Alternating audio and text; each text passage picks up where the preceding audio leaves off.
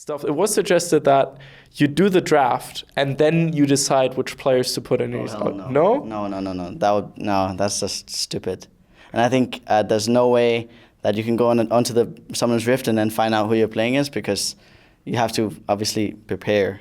Like, League of Legends is such a preparation game. Yeah, but it's like, it makes it even harder and even more interesting, right? More of a clown fiesta, I think. Okay. Hey everyone, this is Darius from Shotcaller, joined here by Paragon of Misfits. Do you understand that meme? Yeah, I know that meme. Okay, good. So, of course, it's Jesiz, who just subbed in for Mickey X in a very vital win against HUK, which was pretty close. What are your thoughts after the game on your performance, of course? Oh, I thought my performance, it was just normal. I didn't do anything special. I didn't do anything bad. I was a bit uncomfortable. Not because of nerves or anything, just purely because I was playing with a completely different mouse. And I didn't even know my DPI, and I obviously had to do settings and everything all over. And I didn't know my DPI. I felt like I was playing with mouse acceleration the entire game, honestly. I felt like tabbing out, and trying to fix it. Yeah. But, I didn't want to disturb the game, really, so I just played anyway and tried to just deal with it. But it was so hard to play with. Like, I was moving my mouse, if I moved it just a little bit fast, it would just fly all the way to the other side of the screen. So it was so difficult. Damn, that, for a professional player, that's actually horrible. I hate it. So, wow, in those stressful situations, so you just had to deal with it, I guess. But what were the reasons behind you getting subbed in? That's, of course, the question that everyone's wondering about. We kind of, we as Misfits, we kind of hit a point in terms of strength, a point where we felt like, okay, we needed more than just, this specific strength to be able to win Europe. And we just felt like we weren't improving as much anymore. And that was hurting a lot of players in the team. Mm-hmm. And a lot of it also came from communication. There was really lacking communication from bot lane, but also a leadership communication in the four-man specifically. So it just felt like the obvious choice to at least try to make a change and hope that at least we would learn more as a team and as individuals, and hopefully also give a better dynamic in the bot lane, because I believe that as a bot lane, you at least need one alpha in that lane. And Steven, Steven is very laid back and very shy type of guy, and same with Mickey, right? And if you have two of those guys, then you're not really gonna learn much. You're not really gonna know every single information and detail about their lane and from their role, and they're not really gonna stand up for themselves and stand up for the bot lane. So we're simply not gonna learn enough. As right now, we've only been practicing for 3 days with this roster, but it already seems like we've discovered so many new things about ourselves, and I think a lot of that comes from me speaking up for the bot lane. Let's say some of our other team members were to give us criticism, I would speak up, or let's say they weren't giving me criticism, but more I would just, after the game, be like, I actually feel really frustrated about this, and I'm not sure why, and then we would try and tackle it together, and we would have a bot lane perspective, and I wouldn't I would be able to see it from a real player perspective rather than how I was seeing it from a coaching perspective, because when I'm just sitting there just watching them play and I'm not actually in the game playing, I don't feel all these things that something's wrong. I don't feel that. I just watch it, and objectively look at things. So I think overall we've just already grown a lot over 3 days of practice, and it seems like a pretty good change at the moment.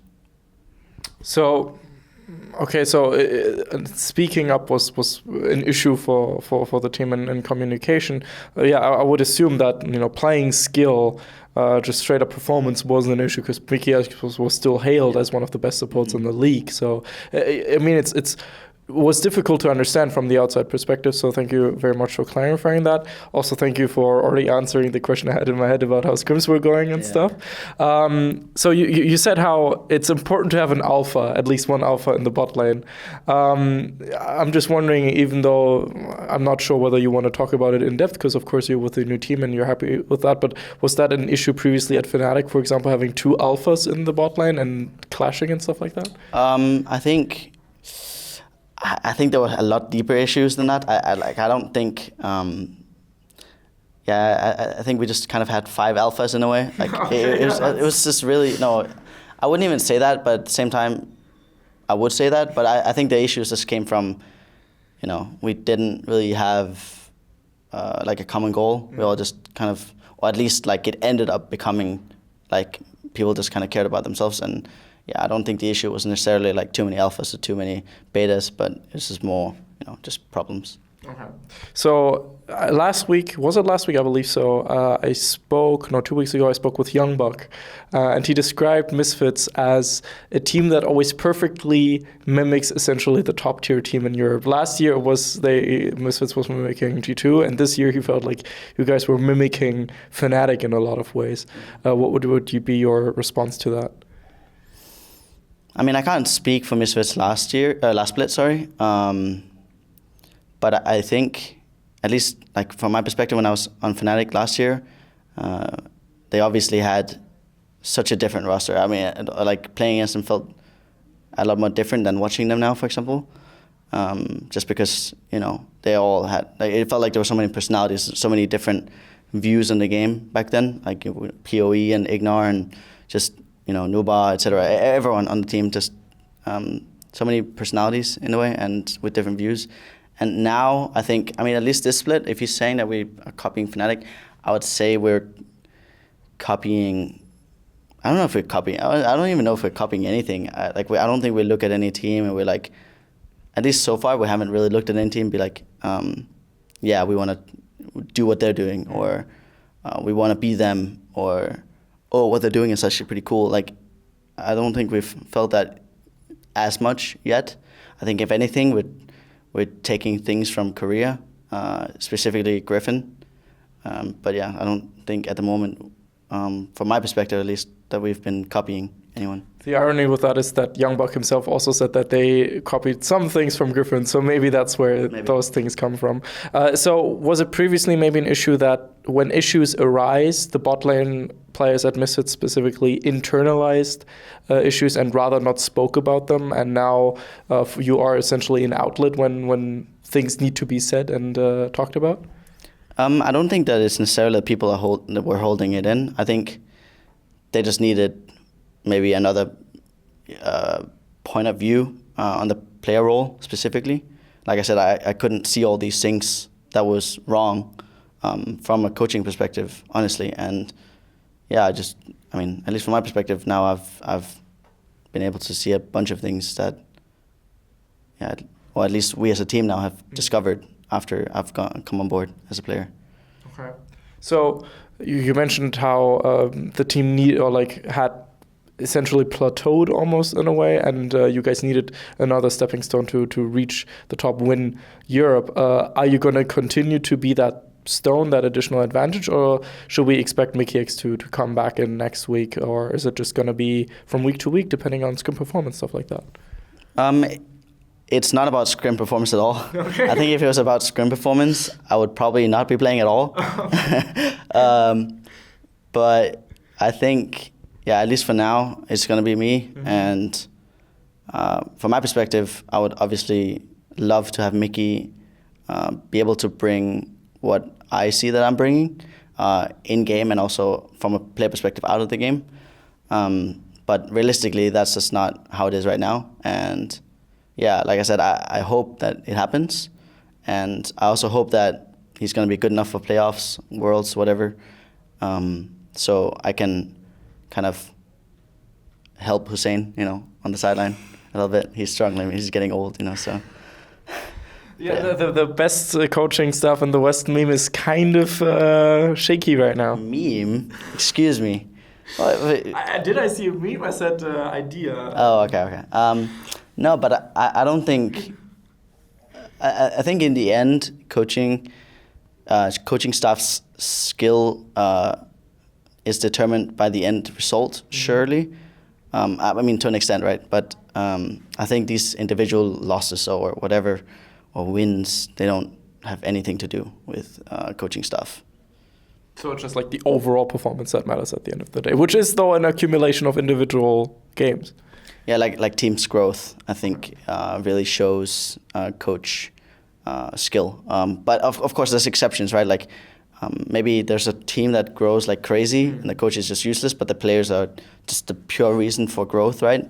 You can never know, right? But yeah, I mean, I was just tweeting that for the jokes, But honestly, yeah, I do feel that Hussein is, at least from who I've worked with, non-player coach, definitely the best coach. And I think I also help him a lot and also kind of bring the best out of him as well. And yeah. So I want to dig a little bit deeper on the issue side of things. I realize that you can't disclose certain things because they're happening in scrims and you don't want to disclose them to other teams and stuff. And I know that other coaches are watching these interviews sometimes. But specifically, you said that there were certain issues that were arising, and you can only just now see them now that you're playing yourself. What were some of these issues? Oh, it was mainly just communication-wise. Okay. Communication and like mentality. Okay. I would say. And yeah, like from when I was just coaching, I would just, like I said, look at it objectively and think, well, I mean, I can obviously see kind of what's wrong, but I can't actually feel it in a way. Like I can't feel that extra thing, like that, maybe like something deeper that's wrong. And yeah, it's just something I've discovered. And now you also, I would assume, is understand it within the game's context. Like you can always see, okay, there are communication issues, but now you realize, okay, as a player, what that does with me and stuff. Yeah, I mean, I think also, the first thing I noticed when I started playing was actually a lot of our players have been communicating, like they've been catering to individuals, like to anyone really, like let's say I were to make a call, they would just like speak up and like about something, about the role, or like question the call kind of maybe as well, because they're like scarred or something, or like they're just used to like having to make sure to check and stuff like that. And yeah, just things that I realized was an issue that I couldn't see. So they were scared following your call, for example, because they needed to ward or stuff like that? No, they were scared to like just outright listen to calls. Like they had to make sure that the plan was like foolproof before following it, kind of. But yeah, it's just small stuff like that. Sounds like a TSM issue. I will now put TSM in the headline because that's how you get views. I'm just kidding. But yeah, so there was a lack of decisiveness essentially. Okay. Yeah. Right. Okay. Good to know. So next week we should still assume that you'll be back playing, and then playoffs we can see maybe a swap or something like that. Just week by week we'll see. Main goal right now is just improvement and getting those wins to make sure top 2 stays the same. Sure. So was it known for you guys that you and Hans would play together before you came to Euphoria, or was that just a weird coincidence? So actually, that was like we knew when we were sitting on Euphoria. me and Steven knew. The Deficio Dracos had no idea, so it was pretty interesting. Like some of the times when Hans was like looking at me and smiling, it's just like it was just thinking, can we tell them and stuff like that? It was kind of funny, and yeah. Should have dropped the bomb and give like Euphoria some exclusive. Ooh, get the transfer. Yeah, no, we didn't want to reveal it due to strategy. Yeah, makes sense. I find it interesting. I learned the other day that teams need to tell the teams they're playing like at least 12 hours or 16 hours before 24 hours before they play. Whereas, in football, it's like you go on the pitch and then you know who you're playing because you have a lot more substitutes and stuff like that. I wonder whether in the future we're going to see short-term stuff. It was suggested that you do the draft and then you decide which players to put in. No? No, that's just stupid.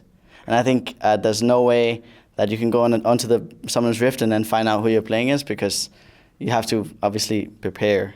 Like, League of Legends is such a preparation game. Yeah, but it's like, it makes it even harder and even more interesting, right? More of a clown fiesta, I think. Okay, not a fan. I get that. Anything you want to say to the fans, and would you like to create a hashtag for all the people that watched until now? I mean, last time it was #natural. Right. I'd like to keep that. Okay, still #natural. And what would you like to say to the Misfits fans? Nothing. No, just keep supporting us. We're just trying to improve as fast as possible. I'm trying to improve as fast as possible. We just, in the end, everything is to try and win EU, and then obviously go on to Worlds and have a good performance there. It's just step by step trying to improve. Would be very exciting to see that for sure. Very excited to see you guys in playoffs, since you are now officially locked.